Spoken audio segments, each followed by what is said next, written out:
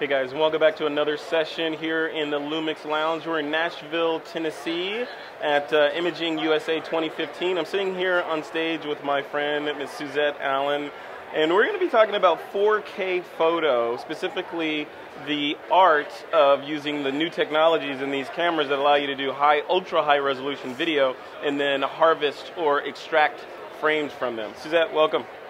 Thank you. It's good to see you Great to be here again. All right, so this is exciting stuff. I got a ton of questions to ask you about photography and 4K in general. But let's start with who you are. You've been shooting for 20 years? You're a photographer for 20 years? Over 20. Over 20 years. I don't want to say how many years over 20, but yeah, a long time. Long enough, long right? enough. Yeah, long enough. So you've been a photographer and you're a Photoshop expert? Yeah, I've been teaching Photoshop for about 13 years. 13 years? So I love software. Yeah. I love technology. Yeah, you're a nerd at heart, aren't you? Yes. An image-making nerd. I love it. So let's dive into this. So 4K. So looking at these cameras, so this camera, the GX7 doesn't do it, but this new one, the FC1000 and the GH4, both shoot ultra high resolution video. Right. Right. And a lot of photographers will say, yeah, it's great, but hey, I have a TV that doesn't even show 4K. Takes a lot of space. Why would I even consider shooting 4K video? It's just taking up space on my hard drive. Right. Well, it's not really mainstream yet, but it will be in the next few years. But once you see it, it's beautiful. I mean, if you're not viewing 4K on a 4K device, it doesn't look special. Yeah. But when you see it on a 4K device, it looks like 3D without the stupid glasses, right? Right. And it is so beautiful. And we're filming in 4K for the purpose of pulling stills now because of its high resolution, and it's a game changer for a portrait photographer.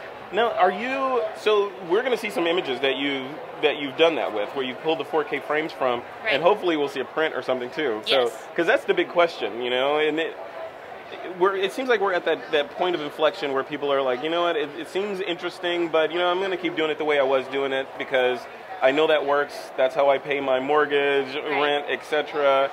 That new stuff, if it takes off, I'll do it. But you're leaning forward, you're leaning into the wind with this stuff, and are actually using it on real jobs.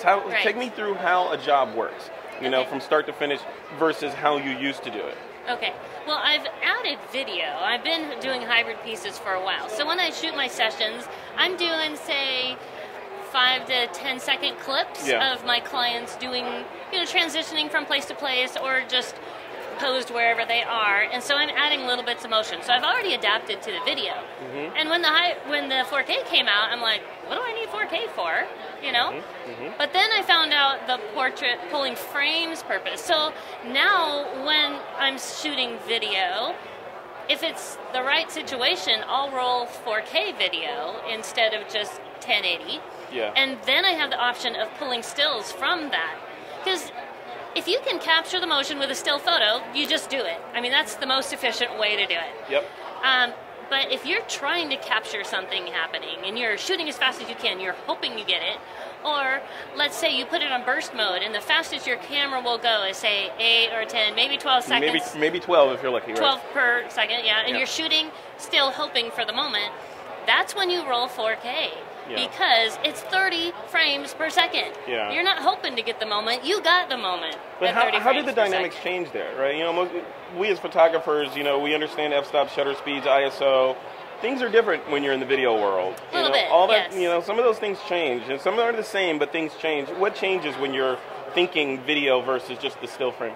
Well, frame rate is important, but frame rate does not affect exposure, where your ISO, your aperture, and your shutter speed affects exposure.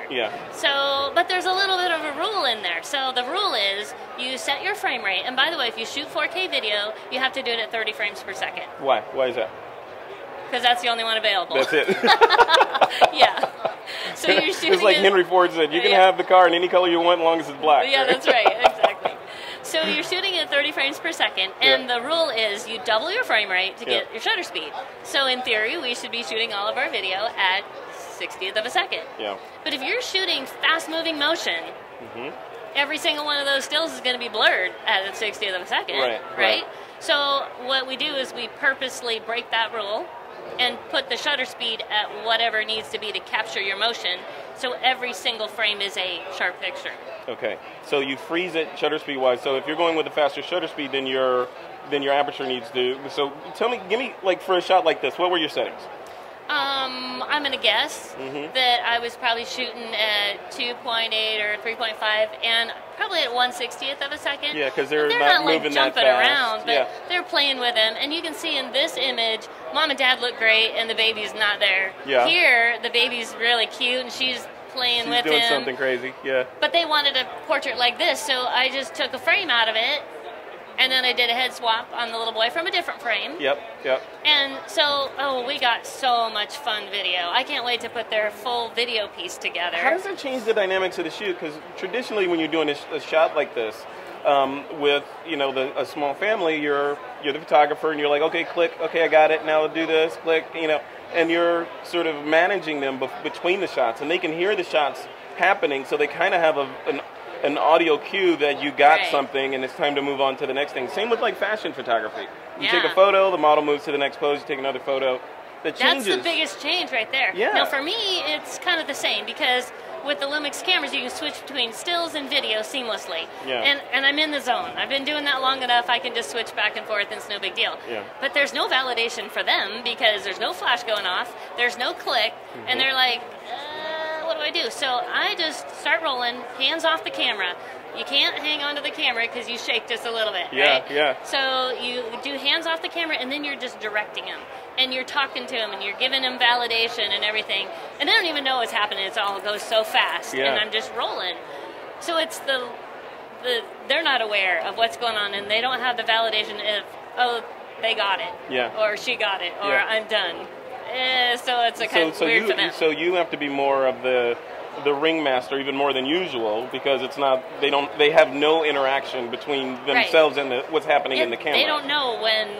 Do you tell them do you say, okay, I'm rolling now, or do you just roll? Well, okay. So what I do is I start rolling the camera, and it goes for 1 or 2 seconds. Then I tell them it's rolling. Yeah. Otherwise, if they're doing something, they'll start when I start, and I'll lose the first half of a second. Yeah. I've heard some photographers say that they'll roll video, and then when they'll go through the process like you're saying, okay, posing, etc., and then they'll kind of fake stopping it and say, okay, we got it, and it's still rolling, and that's when you get the actual good shots. And they're laughing and being themselves. Yeah. And sometimes those are the best ones. And if you're rolling 4K, I mean, you might have the perfect moment. Yeah. So, okay, a technical question. You're the expert on these things. I know you've got some classes and you've been doing so you're the person to go to ask these questions to. I'm actually teaching a lot of 5-day hands-on classes. Really? Because so many people want to learn how to do it. It's crazy. Yeah. The So when these cameras in particular, they've got a little red button on there, so you can roll video at any time, right? But they also have a video mode. Right. What's the difference? Well, why do I need a video mode if I can just hit that button? Well, if you want 4K, you have to be in the creative video mode. Okay. That's the main reason. So I can be in any shooting mode, manual, shutter speed, priority, aperture, or program, and when I press the red button to do video, it's aperture priority. It is. Doesn't matter what your camera's still setting is, it's aperture priority. Okay. And while the video is rolling, I can take stills during it. Now, I wouldn't really want to do that. Right. Okay. But... Wait, go back a little bit. So while the video's rolling, you can take stills. Yeah. So you hit the red button, you're rolling video, and you can hit the shutter button and record stills simultaneously. But it interrupts the video. That was my next question. So, and it's a lower res file. So why would you ever want to do that? Well, we don't ever want to do it now, now that we have 4K. Right. So we did that in the beginning. So now we have 4K. So what we do is we turn the dial to the creative movie mode. Yep. So I'm shooting on manual. I turn it one click to creative movie mode, and then I can set my my exposure for manual in my video as well. Yeah. So that gives me not only manual exposure, but I can also shoot in 4K. Okay. And then when you're in creative movie mode, both buttons, the shutter button and the video button, are video. They do the same thing. Yeah, so you they can't start take a and picture. stop the video. Right. Okay. So it's a video camera. It's only video. Okay, in that mode. You just pull frames if you need it. So you don't need to shoot stills in the middle of it. Yeah. Okay. So I got that. So now let's move forward a little bit. You've done a session like this. It's on the card, and now you're sitting at the computer at home, and you're ready to find the perfect frame or frames to create the final piece to show the client, what happens? You bring it in the Lightroom? Do you extract the frames within the camera? How do you get the still? You can do it a couple different ways. Yes, you can do it right in the camera. You knew that already. It's I do. so awesome. I do. Yeah. So you can actually play the video on the back of the camera, pause it, and save a frame right to the card. Yep.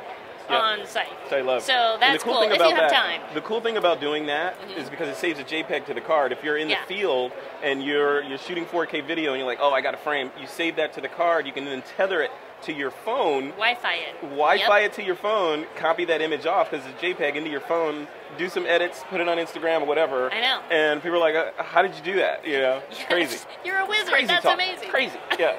Yeah. Okay. But usually I'm just in the zone, I'm working with people, and I don't have time to go watch and do that in the middle of the session. So I usually do it at home. So on my workstation, I'll either do it in Lightroom and go through and choose the frame. But see, in Lightroom, you can't do frame by frame by frame. It's like chunks. Yeah. And usually I want to do, skips. And I want to do precise. So I'll open it up in Photoshop. That's usually handiest. And then I do the space bar to play, space bar to pause, and I can expand the timeline to go frame by frame by frame. And when I get to the frame I want, I just flatten the file and save it as a JPEG. It's that easy. Interesting. So okay, so first of all, a lot of people don't know that Photoshop does support video.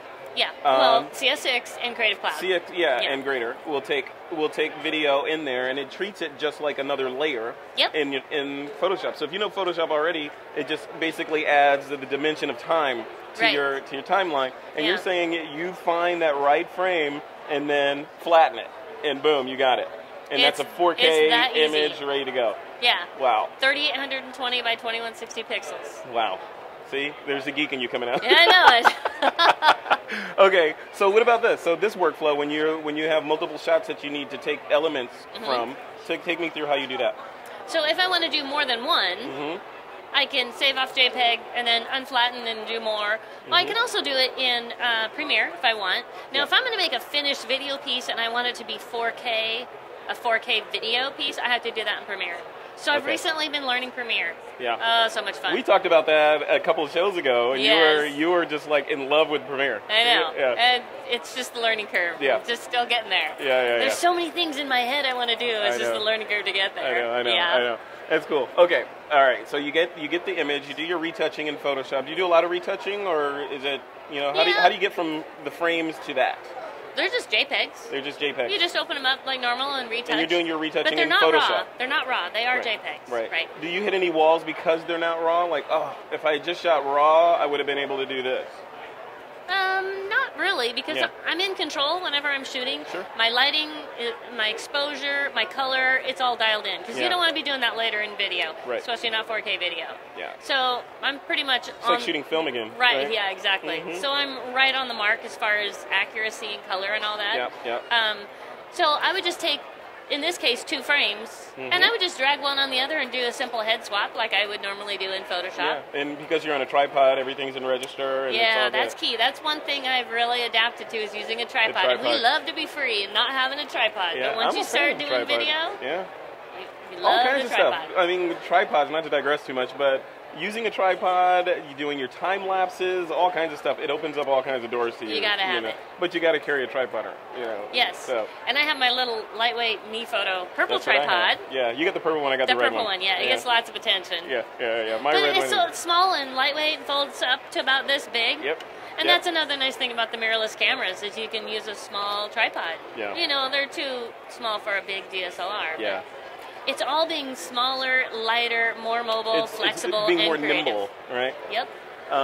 Okay, we're checking time here. See, these go so fast. I know. All right, I want to ask you about the elephant in the room for a lot of people is, okay, that's great. Shooting video looks great on the screen there. Yeah. But I want to make a print, Right. or I want to make a gallery print. What, an 8x10 is probably what I can make from these things, What do you say to those folks? They're like, video's great, but I'm never going to be able to make saleable gallery wall prints from this stuff. Well, actually, that is a big question. Everybody asks, okay, so how big have you gone with a video frame?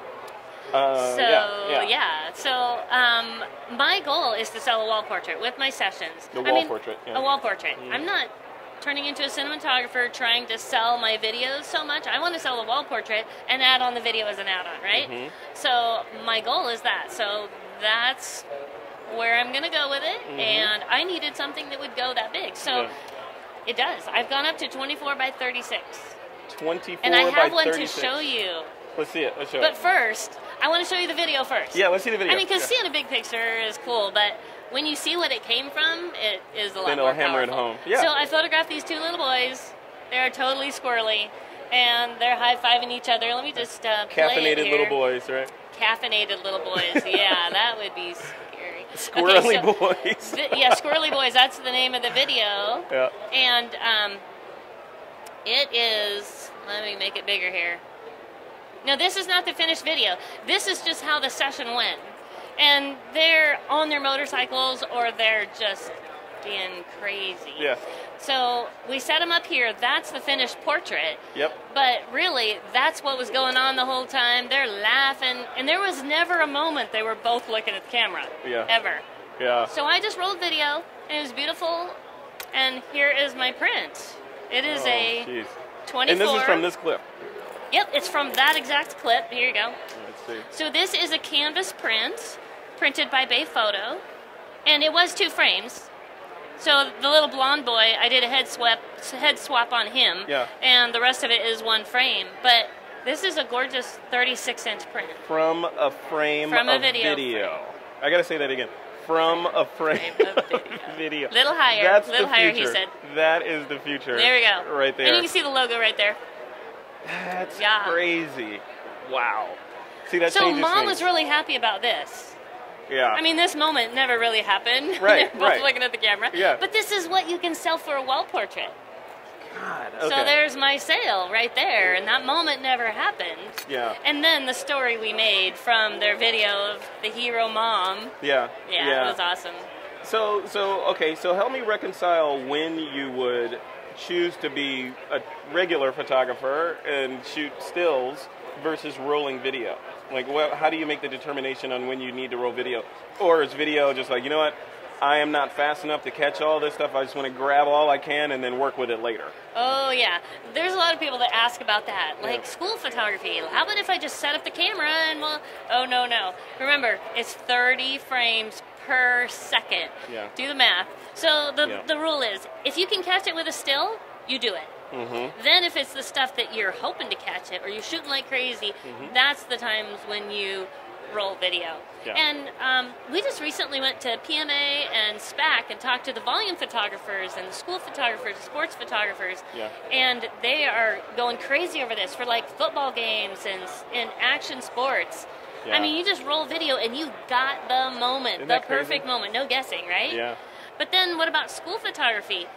Well, you do stills of all the classes, but when the special needs class comes, and you're just hoping for that moment when they look at the camera, that's when you roll video. Right. So basically, now you have a bunch of frames, and then you can work with it later to make the perfect frame composite. Right. Yeah. Right, and it saves you time really because you're not just taking 20 shots hoping you got the moment. Yeah. You just roll 4 seconds of video, and you know you got it. That's right? crazy. That's crazy. Yeah. So there's lots of hardware-wise, applications. what are you using hardware-wise? You know, what are you shooting with the GH4, and what's your I love the suite GH4. of cameras? I love the GH4. I mean, I have like one of just about all of them, but that's my comfort zone. And when you're shooting sessions, you want to be tuned into your client, and you want to forget about your equipment. And I know it so well, I'm just in the zone. So I really like that. And I have as a backup another GH4 or GH3 because they're the same. The buttons are all in the same place. Yeah. Now, if I'm going to do like an event, like I did a grand opening of a wine lounge, and we're in a busy bar scene and there's people everywhere and you just want to be fast, I use this one, the FC1000, because it's a 25 to 400 millimeter lens on there. Every lens I could possibly want is at my fingertips. Yeah. I didn't have to carry a camera bag, swap lenses or anything, and so there's a time when I use that. 4K as well, right? It does 4K, yeah. So probably those two, and then my favorite go-to camera is my little GM5. Yeah. With this lens on it. Which, by the way, it's a 1.7. I have this lens because of why? Because of me. Because of you. You made me buy this lens. We were at a trade show in New York, and she had this lens, and I was like, okay, I got to have that. It's I ordered it perfect right for there from nighttime. Amazon, right there. Yeah. Yeah. That's so crazy. it's nice and compact, and I'm spoiled. I want my video, I want my RAW, I want all the everything. Yeah. And I have that with the GM5. With the GM5. You don't have 4K in the GM5. I don't yet. Yes. I'm waiting for them to come out with 4K crossed, and a little bit. Fingers crossed with that, yeah. Okay, so I'm imagining your equipment room. So Fortunately, it's all really small it's and small, light. yeah, like small shelves, but a lot of stuff. You know? Yeah. So when you're going out on a job, like say this job, Mm-hmm. how do you pack? What do you do? Like, do you have a bag that's like, okay, this is my bag and it's always the same, or do you go into this, the Allen Batcave room and say, okay, I'm going on this AT mission. I need this, this, this, and this. How do you do it? I just have a small Temba bag. Yeah. That it's actually a brand new bag. I designed it for Temba. It's a mirrorless bag. It's called the Switch. Nice. Is Yes. it here at the show? It is. Okay, It's cool. actually right over there. If I can. If Johnny, Johnny, can you hand me my bag?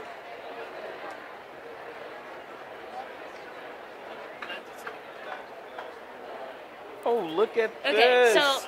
so and it's got my military I colors on it. Yeah, I love fashion, and so the reason it's called Switch is because you zip off the cover, and it's got a bunch of different covers: black leather, red leather, gray camo, purple, blue, and some That's blue and killer. green color. So you can just switch the color to match whatever. And I do have a purple one to match my purple tripod. Of course. Anyway, so it's just perfectly sized for mirrorless camera. You could use it for a DSLR with like 2 lenses. Yeah. But I have my GH4 with 6 lenses in this little bag. It's got lots of pockets, and the back has a pocket for my iPad. Yeah. So this is Switch 10, and then there's Switch 8 will hold a iPad mini in it. But this is my whole camera bag. This is all I carry with my tripod. And that's it. It's light, and it's mobile, and it's fashionable. That's crazy. And that's And this would look really good on you. It's your colors. This is cool. I got to get a black one like this. This is cool. Wow. Okay. All right. Okay. See, more We stuff digress. to buy. Now I got the lens, now I got to get the bag. See, There all you this go. stuff. Okay, so let's wrap it up. So what's next for Suzette Allen? What do you have going on? Workshops, training? We have a lot of classes coming up. I think I have like 20 events so far booked for this year, but I think I have about 4 or 5 week-long hands-on classes. So many people want to learn how to do this and add a little bit of motion, make this extra product. So we have Texas School, Flip School, I can't remember them all. SuzetteAllen.com. It's all there. My schedule Are you there. going to be at WPPI this year too? Yeah, we'll be there. The WPPI? Actually, we'll be in the booth just like this, Yep. shooting video and showing people how to pull frames on the camera and talking about the camera. Wow. It's really exciting because people are finally looking at this seriously and going, wow, there's something in there. And the excitement is awesome. Yeah. It's taken a little bit of time for people to warm up, but I think people are seeing how amazing the technology is. Don't be afraid of the little red button on your camera. That's right. Right. Don't be afraid by this little Yeah. this little size. Right, it looks yeah. like a toy. It's not a toy. It's not a toy. No. Suzette Allen, thank you. Thank you. For coming on. That's great. All right, guys, Thank that's you. it for this session on 4K Photo here in the Lumix Lounge at the trade show here in Nashville, Tennessee. Check out the rest of our videos over at lumixlounge.com. My name is Frederick Van Johnson. We'll see you in the next video.